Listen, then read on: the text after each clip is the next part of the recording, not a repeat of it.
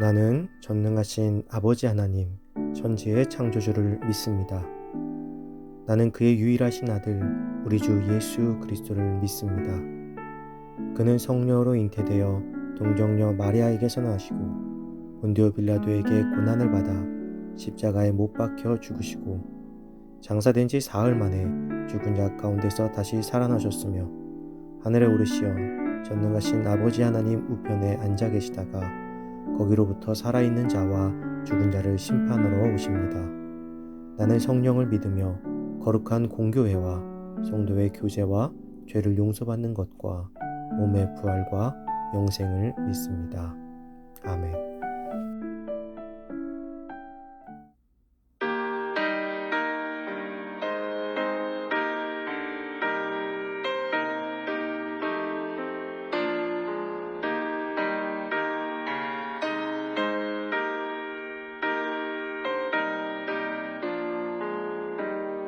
주와 같이 일하는 것 즐거운 일 아닌가. 우리 주님 걸어가신 발자취를 밟겠네. 한 걸음 한 걸음 주 예수와 함께 날마다 우리 걸어가리.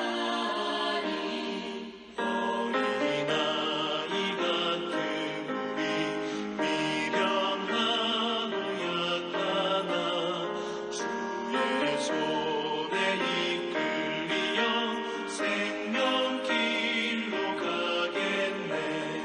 한 걸음 한 걸음 주 예수와 함께 날마다 우리 걸어가리.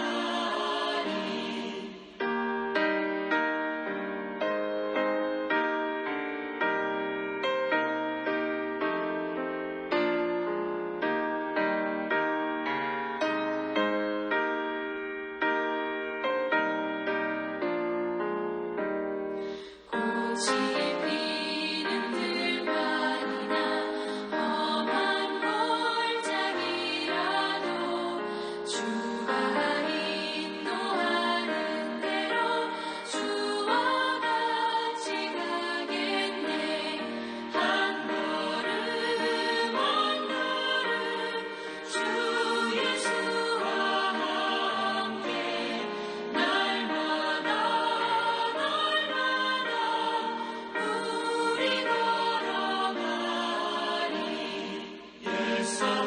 옛선지자의 녹같이 우리들도 천국에 들려올라갈 때까지 주와 같이 걷겠네.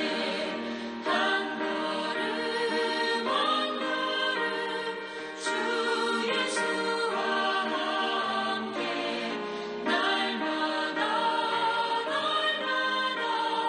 우리 걸어가리.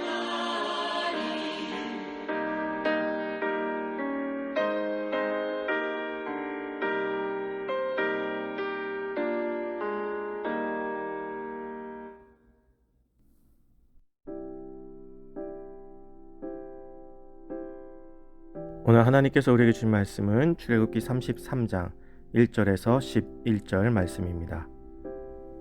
여호와께서 모세에게 이르시되 너는 내가 애굽 땅에서 인도하여 낸 백성과 함께 여기를 떠나서 내가 아브라함과 이삭과 야곱에게 맹세하여 내 자손에게 주기로 한 그 땅으로 올라가라.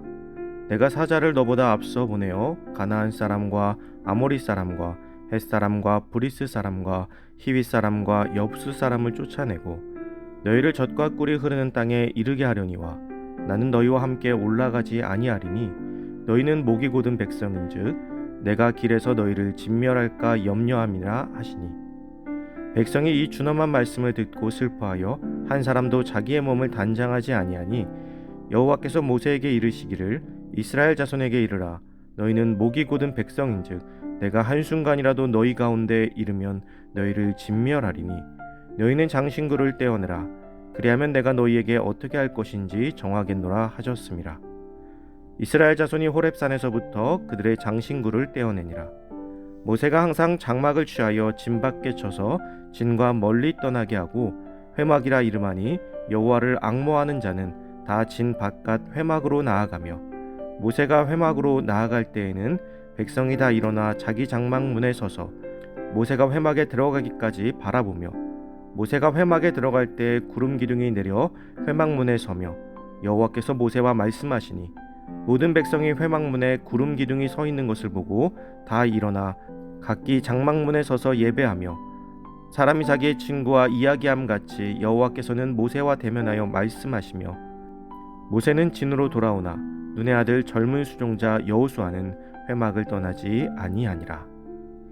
아멘.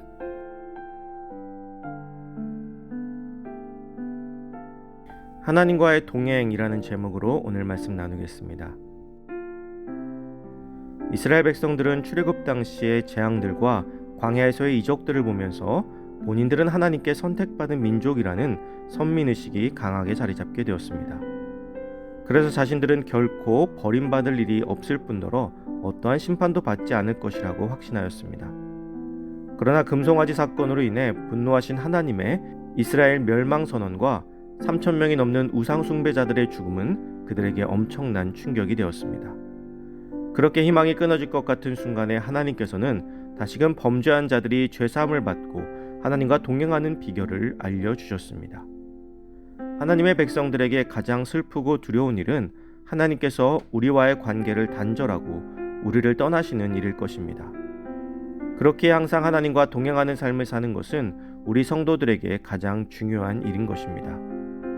하나님과 항상 동행하는 삶을 살기 위해서 하나님께서는 이스라엘 백성들에게 모든 단장품을 제거하라고 하셨습니다. 이 단장품들은 이스라엘 백성들이 금송아지 우상을 만들 때 사용한 귀금속들이었습니다. 귀금속은 말 그대로 귀한 금속들이죠.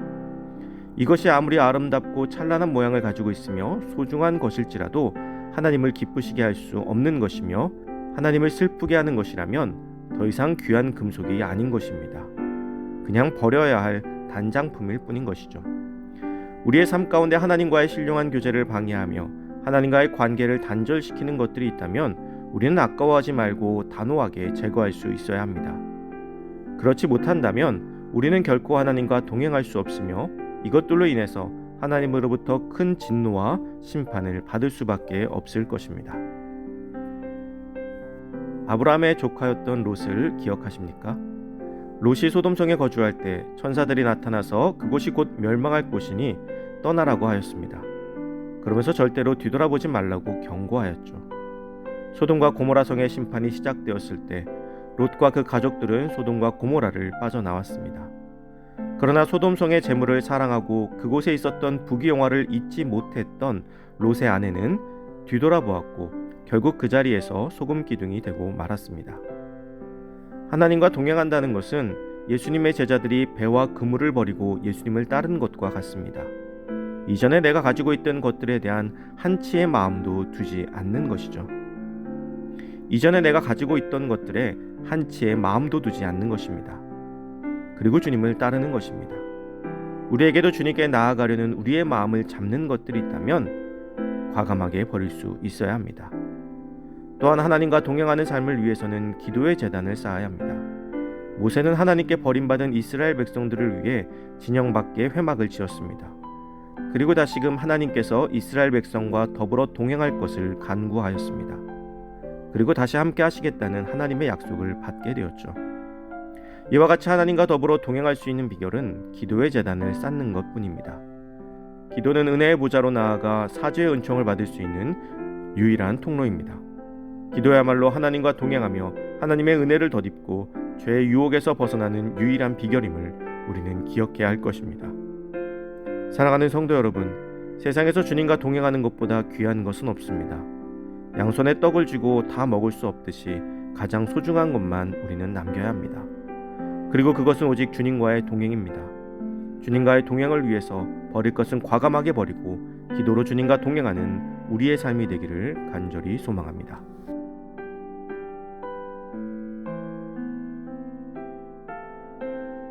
이 시간 주어진 기도 제목을 놓고 기도하고 또 각자의 기도 제목을 가지고 기도하도록 하겠습니다.